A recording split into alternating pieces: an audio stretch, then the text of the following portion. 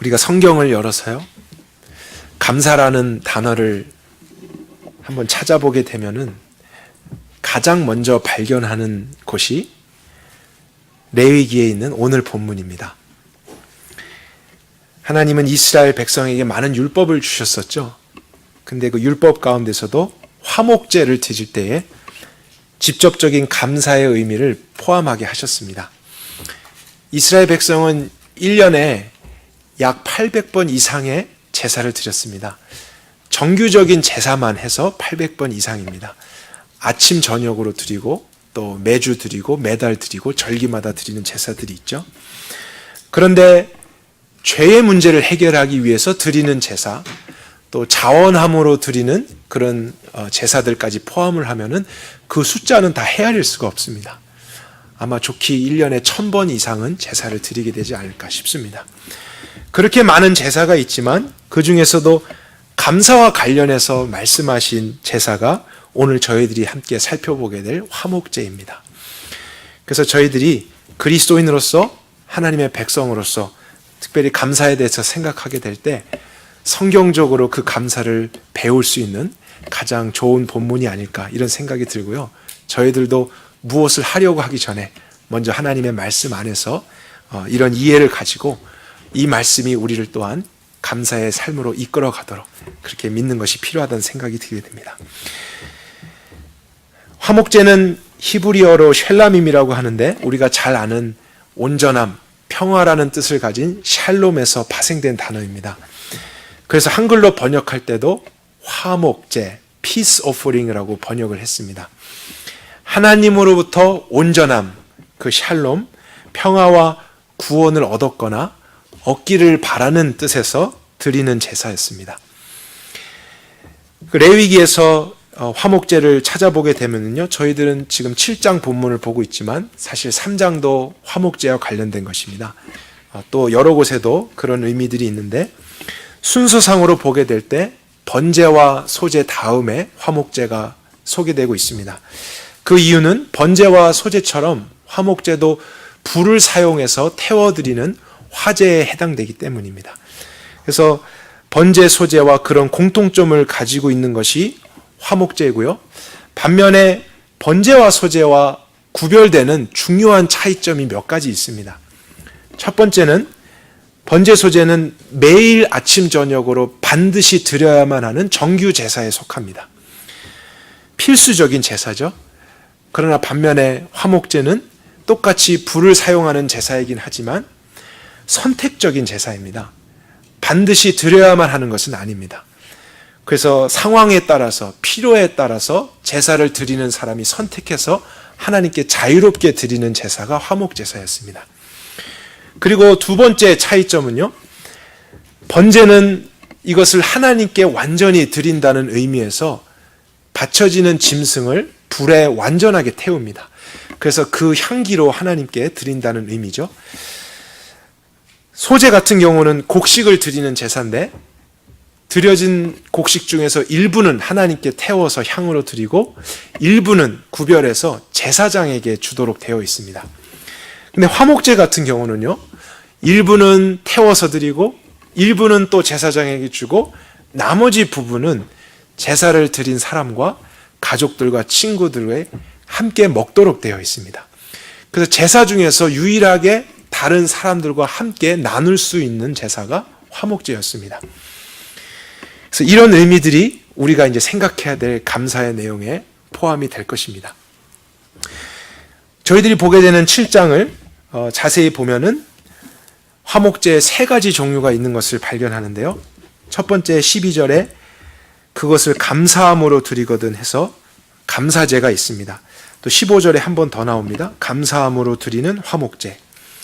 그리고 두 번째는 16절에 그 희생의 예물이 서원을 할 때, 그래서 서원제가 있고요. 세 번째는 자원의 예물이면 해서 자원제가 있습니다.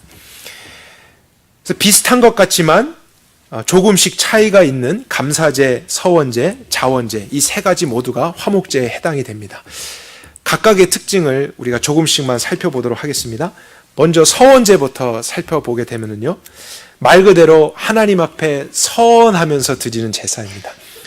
그래서 선택적이기 때문에 서원할 일이 있을 때마다 드리게 되는 제사겠죠. 그러지 않은 사람은 또 드리지 않는 제사입니다. 어떤 사람이 원수로부터 어려움을 당해서 하나님의 구원이 필요하거나 심지어 질병에 걸렸을 때도 하나님의 도우심을 바라면서 서원하여 드리는 제사입니다. 혹시 어려움을 당한 것이, 문제를 당한 것이 나의 죄 때문이다라는 것이 깨달아졌다면 서원제를 드릴 때 죄에 대한 회개와 고백을 함께 포함하기도 합니다. 그래서 화목제이지만 그 안에서 죄의 문제를 해결하는 요소도 있습니다. 이런 서원제 같은 경우는 성경 여러 곳에서 예를 발견해 볼 수 있는데요. 저희들에게 가장 잘 알려진 서원제 무엇이 있을까요? 아마 사무엘상에 나오는 한나의 서원제가 있겠죠. 한나가 아이를 낳지 못하게 되었을 때 하나님께 서원을 했습니다. 그런데 저희들이 이 사건을 바르게 이해할 필요가 있겠다라는 생각을 했습니다. 많은 분들이 한나의 사건을 오해하시는 경우가 있더라고요. 한나가 아들이 없으니까 하나님께 아이를 달라고 떼쓰면서 기도하다가 결국에는 아이를 주셨다. 그래서 감사했다. 사실 이런 내용이 한나의 사건은 아닙니다. 엘가나라고 하는 한 사람이 이제 한나와 결혼을 했죠. 첫 번째 아내였습니다. 그런데 그가 아이를 낳지 못했어요. 그래서 두 번째 아내인 분인나를 얻게 됐습니다. 분인나는 자녀를 많이 두게 됐습니다. 그러나 한나는 비록 자녀가 없었지만 하나님을 믿는 믿음으로 만족하는 사람이었어요. 그래서 그런 어려움 중에서도 실족하지 않고 계속 주님을 의지하면서 살았습니다. 근데 문제는 어느 날 이 분인나가 한나를 찾아와서 격동시키게 됩니다. 그 격동시키는 내용이 무엇이었냐면, 나에게는 자녀가 이렇게 많은데 너에겐 자녀가 한 명도 없는 것을 보니까 너의 믿음은 아무것도 아니고 하나님과 너는 아무런 관계가 없는 것이 아니냐. 그런 말을 하면서 사실 아이가 없는 것을 공격한 게 아니고요, 한나의 생명보다 귀한 믿음을 공격한 것입니다. 하나님과의 관계를 공격한 것이죠. 그래서 그것이 무너지게 되면 사실 한나는 끝입니다. 나는 어려움이 있고 문제가 있어도 하나님이 함께 하시고 하나님을 믿는 신앙 안에 있다면 살 수 있다, 이런 소망으로 살아가고 있었는데 오히려 분인나를 통해서 그런 공격을 받게 되자 하나님께 서운한 것이죠. 그래서 성경을 보게 되면 이 분인나를 한나의 대적, 원수, 이런 단어로 사용했습니다. 그 의미는 영적인 의미가 있다는 것이죠. 우리의 믿음을 공격해서 영적으로 무너지게 하고 하나님에게서 멀어지게 하는 원수, 그런 의미가 이제 한나의 사건 가운데 있었던 것입니다. 그래서 하나님과 서원한 내용은 하나님께서 나에게 아들을 주심으로써 나의 믿음을 확정해 주시고 하나님과의 관계가 바르다라는 것을 인정만 해 주신다면 나는 자녀는 다시 드리겠습니다. 내가 원하는 것은 아들이 아니라 그 믿음에 대한 하나님의 확증입니다. 그래서 하나님께 서원을 했죠. 그래서 결국 하나님은 한나에게 사무엘을 주셨고 아이를 낳은 후에 화목 제물을 가지고 하나님께 찾아갑니다. 그래서 응답하신 하나님과 하나님의 구원으로 경험한 샬롬을 표현하기 위해서 제사를 드렸죠. 그리고 사무엘상 2장을 보게 되면요, 한나의 기도가 나오게 됩니다. 그래서 그 내용을 통해서도 그것이 아이를 오랫동안 못 낳다가 응답하셔서 아이를 낳은 기쁨으로 표현한 여성의 노래가 아니라는 것을 알 수 있습니다. 그런 내용은 사실 거의 없고요, 거기서 하나님의 구원하심을 노래하고 있고 하나님의 나라와 그 믿는 자들을 공격하고 넘어지게 하는 원수에 대한 하나님의 심판, 이런 하나님 되심을 노래하고 있는 내용을 생각해 보게 될 때 한나의 서원은 그런 영적인 것이었습니다. 그래서 그런 서원제를 우리가 화목제 안에서 생각해 볼 수 있고요, 두 번째인 감사제도 생각해 보겠습니다. 사실 이 감사제는 서원제하고 밀접한 관련이 있습니다. 어떤 사람이 원수로부터 구원을 받았을 때, 또 문제로부터 벗어났을 때, 질병에서부터 치료를 받는 하나님의 구원을 경험했을 때에 감사함으로 찾아가서 드리는 제사입니다. 그래서 하나님께서 이루신 영적인 일뿐만이 아니고요, 육적인 일들까지 감사했었습니다. 그래서 모든 것에서 하나님을 인정하는 것입니다. 삶의 전반적인 것에서 역사하시고 보호하시고 인도하신 하나님. 그래서 그런 하나님의 긍휼과 도우심으로 내가 병에서도 낫게 되었다. 물론 그들이 약도 사용하거나 다른 방법을 사용했겠지만 궁극적으로는 하나님이 지혜를 주셨고 길을 열어주셨다. 이것을 인정하는 사람들은 감사제를 가지고 하나님을 찾아갔던 것입니다. 그리고 세 번째 자원제는 조금 더 특별한 의미가 있는데요. 이것은 기대하지도 않았고 구하지도 않은 일에 대해서 하나님이 베푸신 은혜에 대해서 감사함으로 드리는 제사입니다. 그래서 자원제는 죄에 대한 고백이 포함되지 않습니다. 내가 뜻하지도 않고 알지도 못했는데 하나님이 하신 일을 보게 될 때 이제 자원해서 감사해서 드리죠. 그래서 레위기 22장에 보면 이 자원제를 드릴 때는 흠이 있는 짐승을 드리는 것도 허락이 됐습니다. 왜냐하면 원래는 죄의 문제 때문에 흠이 없는 제물을 항상 사용했어야 되는데 이제 그런 의미가 없는 자원제이기 때문에 흠이 있는 동물도 허락이 됐던 것이죠. 이렇게 우리가 화목제를 정리해 보게 될 때 이런 결론을 얻게 됩니다. 죄에 대한 고백, 또 회개, 하나님의 구원, 영적인 사실들, 거기에서부터 시작해서 삶의 전반적인 모든 상황들, 때로는 내가 간청한 것에 대한 응답일 수도 있지만 필요를 알지도 못했고 구하지도 않은 것에서도 주신 하나님의 은혜, 그것을 표현하면서 자원해서 드리는 제사라는 사실이죠. 그럼 우리가 무엇을 알 수 있냐면요, 평상시에 이런 하나님을 많이 인식하고 경험하는 사람들은 화목제를 많이 드린다는 것입니다. 그러니까 화목제의 빈도에 대한 제한은 없습니다. 내가 그것을 많이 느꼈고 그것이 하나님께로부터 왔다는 것을 인정하는 사람은 자주 가서 화목제를 드릴 거예요. 그러나 그러한 인식이 좀 덜한 사람은 어떤 큰 일에서만 그것을 하나님의 도움으로 생각하고 화목제를 드릴 수 있겠죠. 그래서 그 선택에 따라서 결정되는 제사이기 때문에 그 사람의 영적인 상태를 표현하는 제사이기도 합니다. 그래서 이렇게 본다면 성경에서 감사라는 것은 결코 도덕적인 행위가 아니고 영적인 행위라는 사실을 우리가 알게 되는 사실이죠. 모든 일의 궁극적인 감사의 대상은 하나님이 되기 때문입니다. 그 하나님이 공급하셨다, 이 믿음이 없다면 우리는 화목제를 안 드릴 것입니다.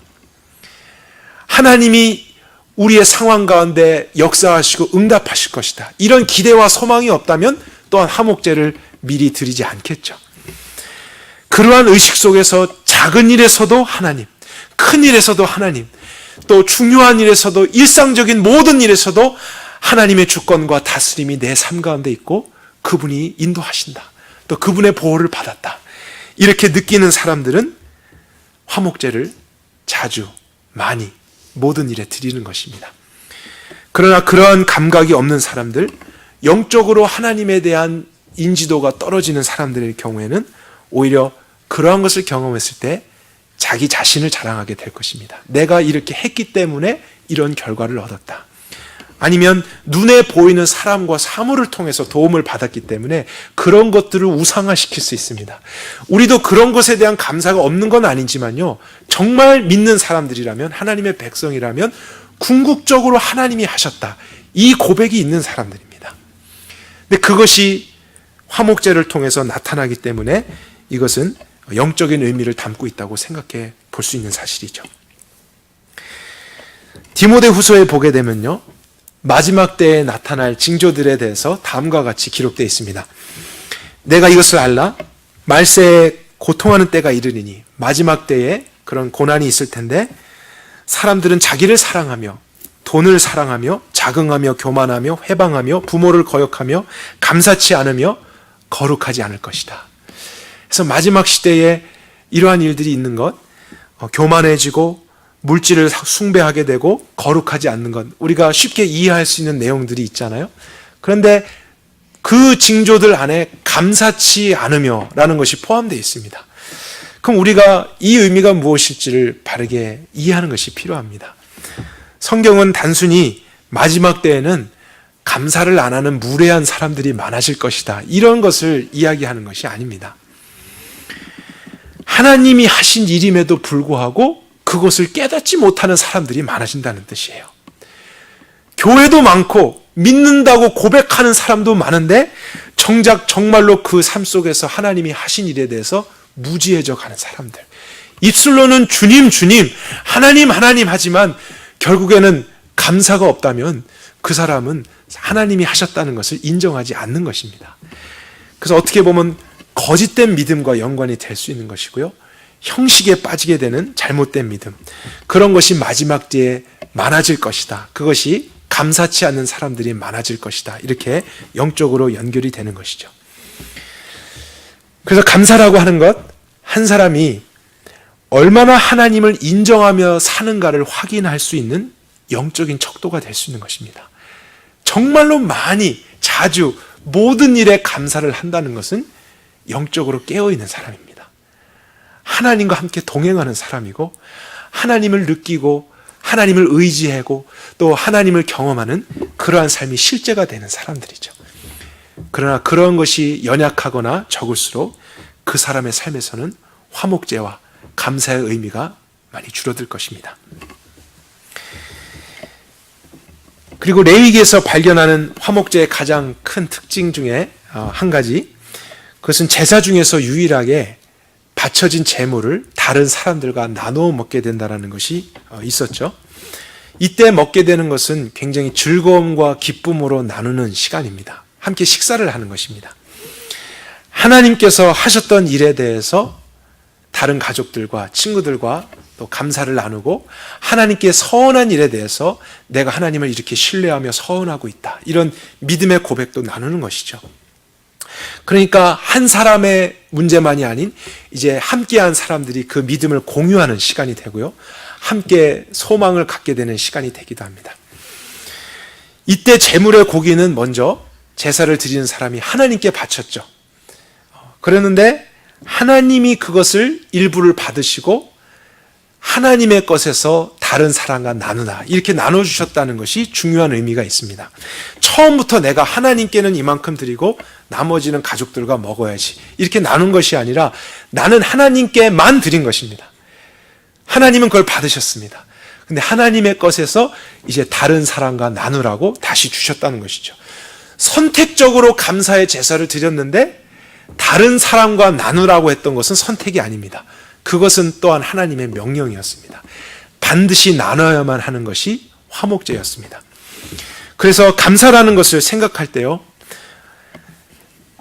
이 감사가 하나님께만 드려지는 것으로 끝나지 않고 다른 사람과 나눔으로써 영적인 의미들이 같이 공유되고 그 믿음이 격려되고 또한 섬김과 사랑이 나누어지는 것으로서 완성이 된다는 것을 알 수 있습니다. 그러니까 우리 그리스도인들은 감사를 이렇게 생각해야 됩니다. 하나님께 감사를 하지 않는 것도 문제죠. 그만큼 내가 하나님을 인식하지 않으면서 살아가는 것입니다. 그러나 또한 하나님께만 감사하고 끝내는 것도 문제입니다. 그래서 우리가 감사절을 생각할 때 특별하게 헌금도 준비하고 하나님께 감사할 것을 생각하죠. 그러나 성경에서 가르치는 감사는 그렇게 수직적으로 하나님께만 하는 것으로 끝나지 않았습니다. 먼저 궁극적인 대상인 하나님께 표현하고 감사를 하지만 하나님의 말씀에 따라서 그것이 반드시 다른 사람들과 나누어지면서 하나님의 은혜 속에서 함께 강건해지고 함께 믿음을 소유하게 되고 함께 하나님의 나라를 경험하게 되는 것이 우리 믿는 자들의 감사여야 한다는 사실이죠. 신약 시대를 살아가는 저희들은 하나님께 짐승으로 감사제를 드리는 것은 아니지 않습니까? 예수 그리스도께서 우리를 위한 모든 율법의 요구를 이루어 주셨기 때문에 우리는 그런 것을 문자적으로 지키는 것은 아닙니다. 그러나 중요한 것은 그렇다고 해서 예수님이 율법에 있는 모든 내용들을 폐기하는 것은 아니라는 사실이죠. 그런 방식과 그런 형태의 제사를 드리지 않을 뿐이지 우리는 예수 그리스도 안에서 여전히 화목제를 드려야 되는 사람들입니다. 예수님 안에서 그렇게 율법을 완성하도록 부름을 받은 사람들이기 때문이죠. 그러면 우리는 오늘날 어떠한 방식으로 화목제를 하나님께 드리면 좋을까? 이것을 말씀 안에서 생각해 보도록 하겠습니다. 오늘 주보를 참조해 보시면요, 히브리서 13장을 여러분들이 발견할 것입니다. 15절부터 16절까지 우리 한 목소리로 같이 읽어보도록 하겠습니다. 그러므로 우리가 그분을 통하여 계속해서 찬양의 제사를 하나님께 드리자. 이것은 그분의 이름에 감사를 드리는 우리 입술의 열매니라. 오직 선을 행하는 것과 나누어 주는 것을 잊지 말라. 이는 하나님께서 이 같은 제사를 매우 기뻐하시기 때문이다. 짐승과 피로 감사의 제사를 드리지 않지만 말씀 안에서 보여주는 사실은 우리가 삶으로, 몸으로 하나님께 제사를 드린다, 이렇게 표현됐습니다. 또 여기서는 입술의 찬양으로. 그러나 로마서 같은 곳에 보면 너희의 몸이 하나님께 살아있는 영적인 예배, 제사가 되게 하라, 이런 구절들이 있죠. 그래서 우리는 하나님의 주신 것을 감사하고 하나님의 하실 것을 기대함으로 우리의 삶을 하나님께 화목제로 드리는 것입니다. 우리의 몸을 드리는 것입니다. 하나님은 그것을 이제 기뻐 받으시겠죠. 근데 여기서도 우리가 화목제의 완성된 의미를 보게 되는데요. 후반절을 보게 되면 오직 선을 행하는 것과 이렇게 시작이 되는데, 사실 영어로만 보아도 그 중간에 접속사 but이라는 단어가 있습니다. 그러니까 하나님께 너가 감사함으로 너의 삶을 드리고 또 표현하고 몸을 드린다고 하지만, 그러나 이것을 잊어서는 안 된다, 이렇게 시작하면서 나오는 내용이 선을 행하는 것과 나누어 주는 것. 왜냐하면 화목제는 반드시 하나님께만 올라가는 것이 아니라 그것이 바쳐진 후에 다른 사람들에게 나누어지도록 명령되었기 때문이죠. 그래서 하나님이 이 같은 제사를 매우 기뻐하신다. 여기서 이 같은이라는 것이 하나님께 드려진 것이 다른 사람들에게 나누어 줌으로써 드려진 제사. 하나님은 이것을 기뻐하신다 그랬어요. 그러니까 우리가 기억해야 될 사실은 하나님께만 감사하고 끝을 나면 하나님은 기뻐하시지 않을 수 있다는 사실입니다. 그것은 어떻게 보면 이기적인 감사예요. 자기 중심적인 감사예요. 내 삶 속에서 하나님을 인정하지만 이렇게 함으로써 나만 또 복받길 원하고 잘 되길 원하고 내 구원만을 생각해서 하나님께 예배하고 찬양하고 섬기고 감사하는 것이 될 수 있습니다. 그러나 하나님은 그러한 것을 말씀하시지 않습니다. 먼저는 그렇게 하나님께 감사하되 하나님은 하나님께 바쳐진 우리의 삶이나 시간이나 몸을 다른 사람들에게 나누라, 이렇게 주신다는 사실이죠. 그래서 우리의 몸으로 선을 행하는 것, 나누어 주는 것, 주변에 있는 다른 사람들을 돌아보는 것이 화목제의 완성이라는 사실이죠. 하나님께 대한 믿음이 그렇게 표현되는 것입니다. 이 사실만 보아도 우리는 성경 전체의 메시지가 이 안에 함축적으로 있다는 것을 발견하죠. 하나님을 사랑하는 것과 다른 사람을 사랑하는 것, 이것이 율법의 완성입니다. 하나님만 사랑하는 신앙 없습니다. 하나님께만 충성하는 것 신앙 아닐 수 있습니다. 그것이 진정한 사랑이라면 하나님은 우리의 사랑을 다른 사람들에게 흘러가게 하십니다. 우리를 나누도록 주게 하십니다. 그래서 그들이 나의 도움과 이러한 믿음의 고백을 함께 보면서 같이 그 하나님을 사랑할 수 있게 되고 그 하나님을 더 믿을 수 있게 되는 것, 이것이 하나님이 원하시는 하나님 나라의 백성의 감사라는 사실이죠. 이런 화목제의 모범을 보여주신 분이 바로 예수님이셨어요. 예수님은 십자가에 달리시기 전에 제자들과 함께 식사를 하셨죠. 특별히 하나님의 어린 양, 유월절날 잡히실 그런 상징적인 영적인 의미로서 오셨기 때문에 그들과 유월절 식사를 밤에 나누고 계셨습니다. 그런데 그 식사를 나누면서 예수님이 굉장히 의미심장한 말씀을 하셨어요. 빵을 떼주시면서 갑자기 이것은 나의 몸이다, 너희가 먹어라, 이렇게 하셨고요. 잔을 나눠주시면서 이것은 나의 피다, 마셔라, 그리고 이것을 기념하라 하셨습니다. 그러니까 예수님이 예수님의 몸을 하나님 앞에 제물로 드리시는 일이 있을 것입니다. 그런데 그 바쳐질 제물을 제자들과 함께 나누어 먹고 있다. 그 안에서 화목제의 의미가 있다는 것을 발견하죠. 왜냐하면 제물을 나누어 먹을 수 있는 제사는 화목제밖에 없기 때문입니다. 그러니까 예수님도 그 죽음을 앞에 두면서 하나님 앞에 어떠한 의미의 화목제를 드리고 있는 사실인데요. 저는 그것이 어떤 것일까 생각을 하다가 어쩌면 서원제가 아닐까 이런 생각을 해봤어요. 왜냐하면 예수님께서 앞으로 원수 사단에게 넘겨지실 것이기 때문입니다. 그리고 죽임을 당할 일이 있기 때문이죠. 그러나 마치 하나님의 약속을 믿는 그 신뢰 속에서 하나님, 그런 원수의 공격과 참소와 죽임을 당하는 일이 있을 것이지만 하나님께서 죽은 자 가운데서 다시 일으키셔서 그 부활의 생명으로 다른 모든 사람들에게 하나님 되심을 나타내실 것입니다. 그것을 신뢰함으로 화목제로서 하나님께 드리는 제사, 그리고 그것을 하나님께만 고백하는 것이 아니라 제자들에게 나눠주시는 것입니다. 그런 의미에서 이런 제사가 드려질 것이다. 하나님이 그렇게 하실 것이다. 그 약속을 믿어라. 그래서 제자들은 그 당시에 물론 다 사실을 알지 못했다 할지라도 함께 믿음을 공유하는 자리에 있었던 것입니다. 그리고 나중에 예수님이 죽으시고 부활하신 후에 제자들이 알게 된 것은 예수님이 이런 영적인 의미로서 우리를 위해서 하셨던 것이었구나 해서 하나님의 구원을 경험한 것이죠. 샬롬의 은혜가 제자들에게 임한 것이에요. 예수님을 믿은 모든 자들에게 하나님의 영적인 육적인 보호가 이제 약속된 것입니다.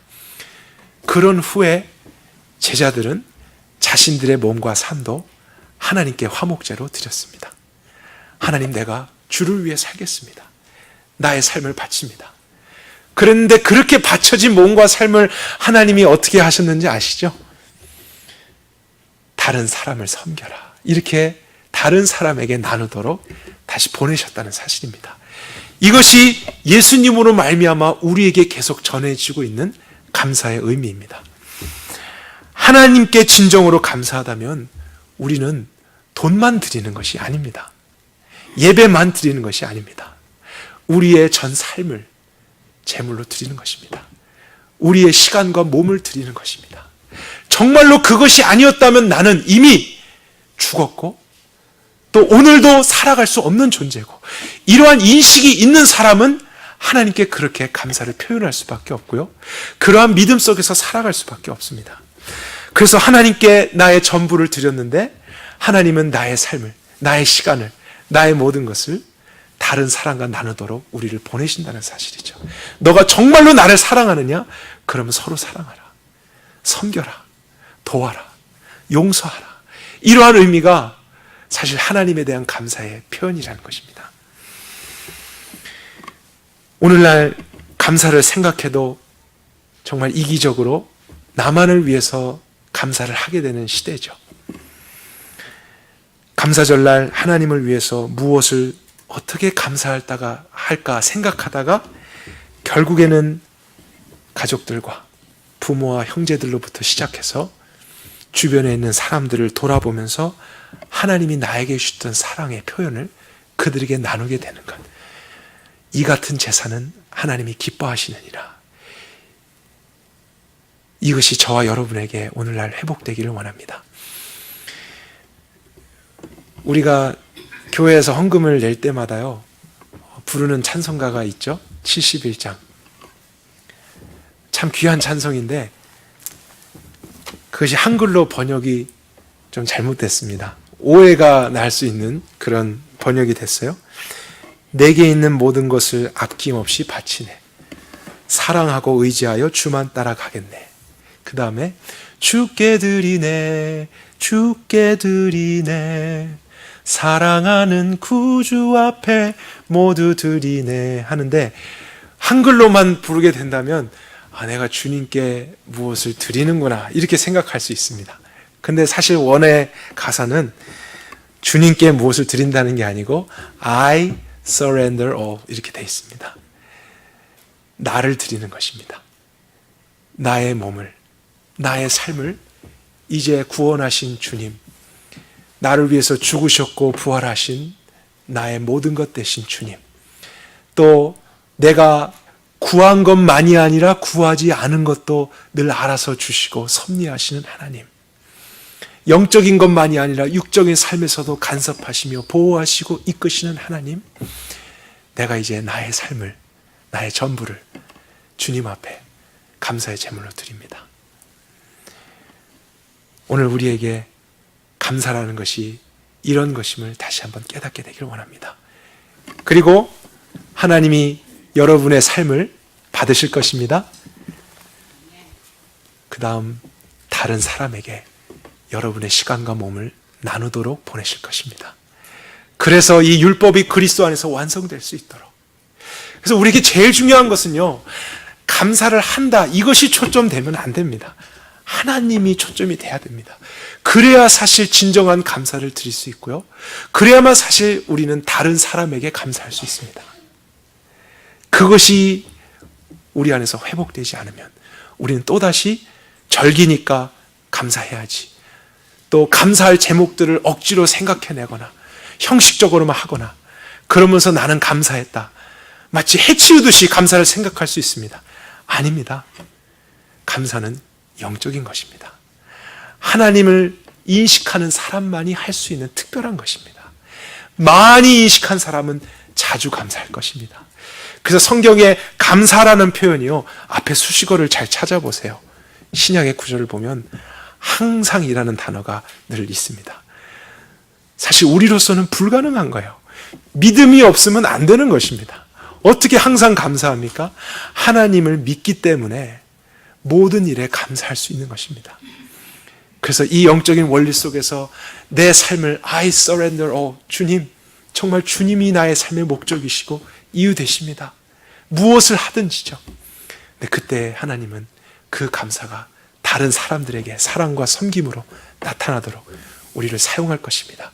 그래서 우리에게 정말 하나님의 나라가 이러한 율법의 완성을 통해서 이루어지길 바라고, 여러분들도 오늘 또 이번 주를 생각하면서 오히려 하나님께 대한 감사를 다른 사람들의 삶에서 완성해 가실 수 있길 바랍니다. 함께 기도하겠습니다.